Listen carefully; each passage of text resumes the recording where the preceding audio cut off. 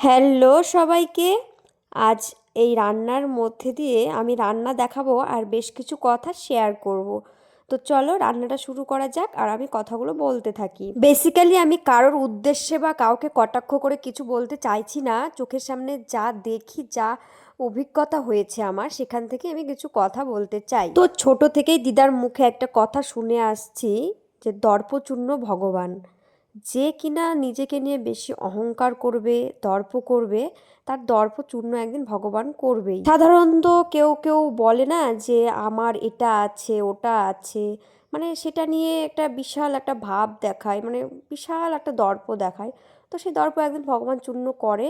আর সেটা আমি আমার চোখের সামনে দেখেছি যে কী রকমভাবে অহংকার করেছিল, তাদের অহংকার একদম ভেঙে দুমড়ে মুচড়ে দিয়েছে ভগবান।